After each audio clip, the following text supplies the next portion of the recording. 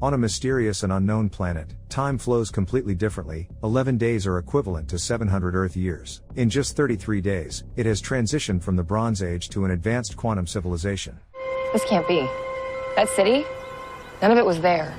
On the spaceship Orville, Captain Ed Mercer goes to Malloy's personal quarters. He offers the lieutenant a drink since his shift is over, but Malloy declines, saying he's about to go to bed. Wishing him good night, the captain heads to John's quarters with the same offer. However, Lamar is not alone. He has a girl over. Ed wishes them a good night and moves on to Borchus. The captain asks Borchus what he's doing and if he'd like a drink. Borchus says that he and Clyde just put their child to bed and invites Ed to join them for a glass of absado. Ed gladly accepts. Settling on the couch, the Moklins pour him a glass of their drink. Noticing its strange consistency, Ed jokes that it's probably going to look unappealing on the way out. Borchus responds that the drink doesn't come out. Inside the body, absado turns into a parasite, which is a very pleasant sensation. Not impressed by the idea or the taste, Ed takes a small sip and sets the glass aside. Curious about what Moklins do in their free time, Ed asks if they play any board games. The Moklins mention a very popular game among their people that humans wouldn't like. Intrigued, Ed insists on trying it. Borchus retrieves a metal, elongated ball and tosses it to the captain.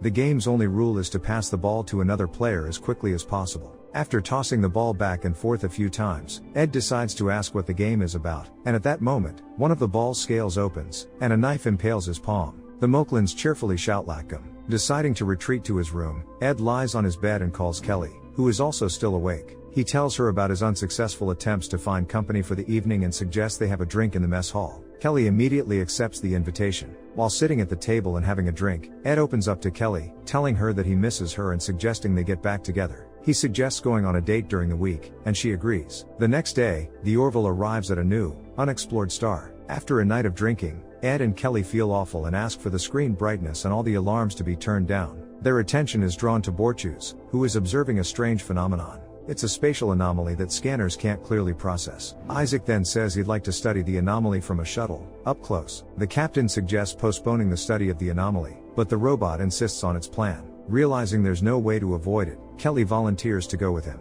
Malloy joins the group as they approach the anomaly. Suddenly, something malfunctions, and the shuttle ends up in the atmosphere of a planet that appears out of nowhere. Partially losing control, the team makes a rough landing. After reporting to the captain that the malfunction was likely due to overload, Isaac promises to fix it in an hour. Ed asks him to stay in contact at all times and orders the crew on the Orville to fully scan the unknown world. While Malloy and Isaac work on the repairs, Kelly goes to explore. Approaching the edge of a cliff, she sees that the planet has life. Below, there's a settlement that appears to be at a Bronze Age level of development. Sending this information to the shuttle team, she heads toward the settlement to confirm her observation. The robot advises her to be careful and not to interact with the locals, as interfering with such a primitive society could lead to irreversible consequences. Descending further, Kelly hears children's laughter. Turning toward the sound, she sees two girls. Trying to hide so they don't notice her, she accidentally steps on a branch, which snaps. The children immediately spot her and, frightened, run away. However, one of the girls trips, falls, and hits her head on a rock. Concerned, Kelly rushes to the child. The girl is very scared, so Kelly tries to calm her, introducing herself and saying she wants to help. Using a special device, she heals the wound on the girl's head. At that moment, men from the settlement run up to her and the child. Realizing she's made a serious mistake, Kelly quickly returns to the shuttle. The captain and Kelly report the unusual anomaly to Admiral Ozawa, who orders them to stay for an additional 72 hours to observe it.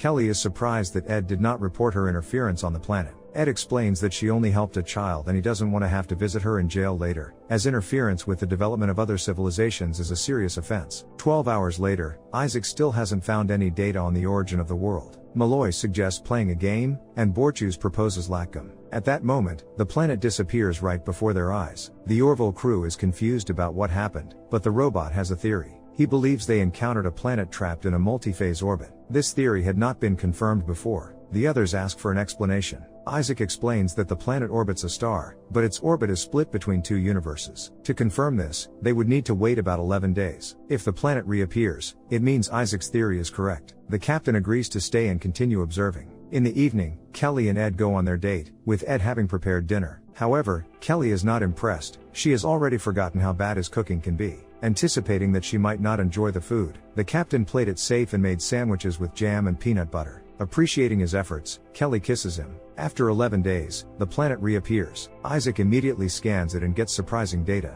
According to Kelly's report, humanity was at a Bronze Age level, but now the scanner shows more advanced architecture and an extraordinary increase in life forms. The captain decides to visit the planet and check it out. Ed, Kelly, Alara, Lamar, and Malloy head to the planet. Reaching the same cliff edge, they see a sprawling city below, resembling a 14th century town. Contacting Isaac, the captain reports what they see. The robot shares his findings, explaining that for them, 11 days have passed, but for the planet, it has been 700 years. Knowing that the Union needs any available data about this world, Ed decides to explore the city.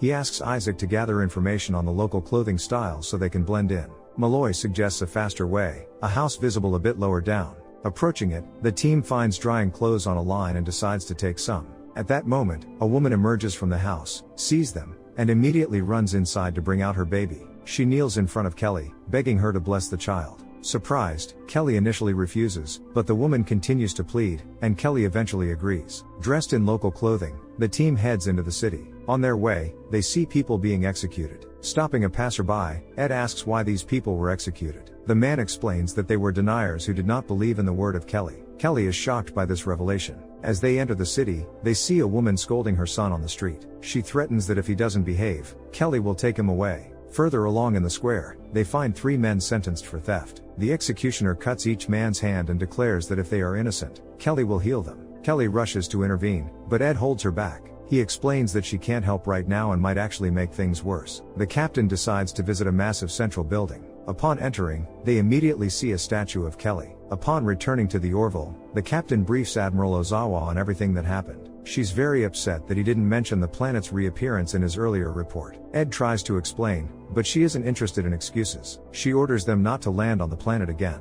Since the world is evolving rapidly, Ozawa instructs them to wait until the planet comes to them. Kelly is deeply distressed, feeling responsible for the people dying on the planet and unable to do anything to help. With these thoughts weighing heavily on her, she leaves to be alone. Kelly sits on the couch in her room, crying, but is interrupted by a knock at the door. Allowing them in, she sees Ed and the team. The captain has decided to disobey orders and return to the planet to help Kelly fix the situation. In the main temple, the local religious leader Volondes is presented with a boy who, according to the leader's assistant, stole fruit from a garden. For this offense, Volondes orders him to be publicly punished. However, they are all stopped by Kelly and the team who enter the scene. Kelly explains who she is and shows the healing device. Initially, Volondes doesn't believe her, thinking her first appearance was 700 years ago, but she manages to convince him. She is not a deity or idol but a regular person traveling through worlds. Isaac warns that in 9 minutes, the planet will begin spatial displacement. Once Volondes is convinced that Kelly is not a goddess, the crew returns to the Orville.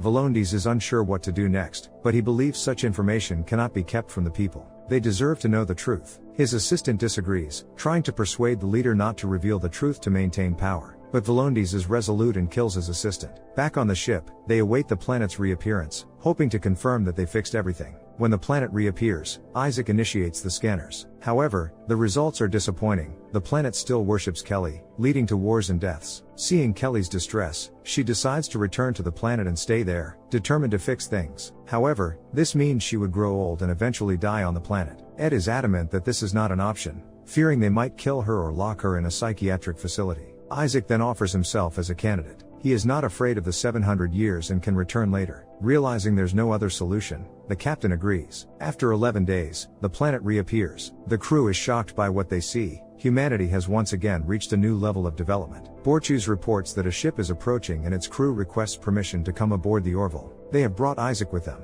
They explain that Isaac's arrival 700 years ago profoundly impacted the planet, but they developed as they would have otherwise. Humanity moved away from the cult of Kelly, but they are grateful to her. There's no need to blame herself. People always find some form of deity. It's part of their evolution. With the planet remaining on friendly terms, the Orville departs its orbit. Ed is waiting for Kelly in the mess hall. When she arrives, she tells him right away that they cannot pursue a personal relationship. She explains that his feelings led him to break rules and orders, and that it is best for them to remain strictly professional. Do you think the planet would have reached such development if Kelly hadn't helped that girl? Share your thoughts in the comments below, hit the like button and subscribe to the channel. See you in the next videos.